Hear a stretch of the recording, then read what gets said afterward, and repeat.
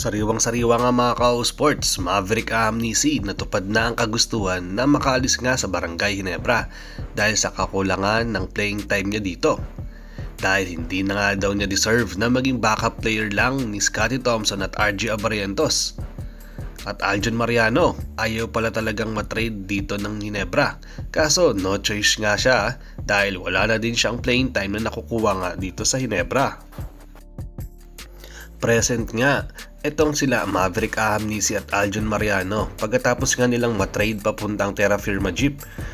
Pagkatapos nga ng trade na nangyari sa kanila at bago nga magdaro ang TNT Tropang Giga at Barangay Ginebra.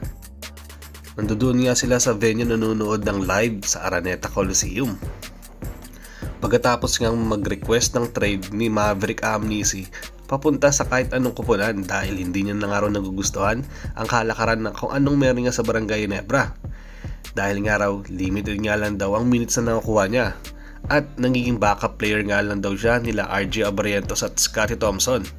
Ang in-expect niya kasi nung pumirma nga siya ng kontrata dito sa Ginebra ay magiging primary shooting guard siya. Pero parang hindi na nga raw nangyayari yan mga ka-sports at nagiging backup player nga lang daw siya. Hindi nga rin kasi ganun ka-consistent ng laruan nito ni Maverick Amnesty sa mga nakaraang conference na lumipas dahil may mga times na hindi nga siya ganun ka-effective tapos minsan okay naman yung nilalaro niya. Siguro nga ay dahil hindi nga siya nagiging primary shooting guard dito ng Jeans at mas pinapriority pa nga rin itong si Scotty Thompson pagdating nga sa ganyang mga larangan. Sabi pa nga ni Coach Tim Cone sa isang interview ay one wanted to go and one didn't. Business daw talaga kasi ang PBA.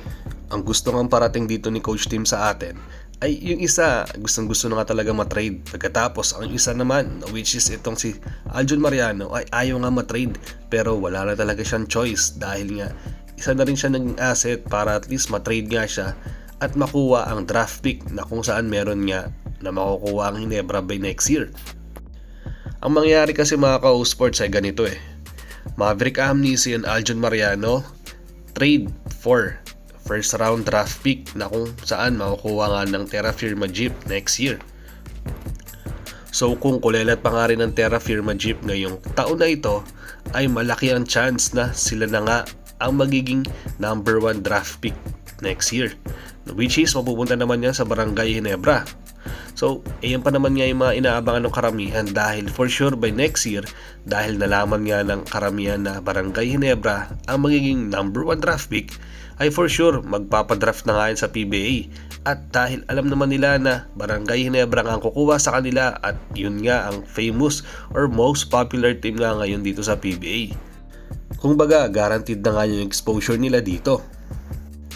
Medyo bata pa naman daw itong si Maverick Amnesty at masaya nga si Coach Tim dahil makakasama naman daw niya ang kapatid niya na si Jerick Amnesty na kung saan bagong lipat nga lang dito sa Terra Firma Jeep. So magiging masaya pa rin naman daw ang PBA dahil nga sa trade na nangyari na yan.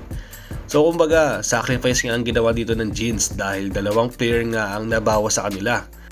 Pinaghahandaan na lang nga ng Ginebra ang future nila para at least mga fresh nga ang papasok sa kupunan nila. Since dalawa nga ang nawala sa lineup dito ng Jeans, for sure kukuha na naman nga yan dito sa free agent list kung saan na para sa akin dapat kumuha nga sila ng isang legit center, yung tipong magiging backup nga talaga ni Japet Aguilar.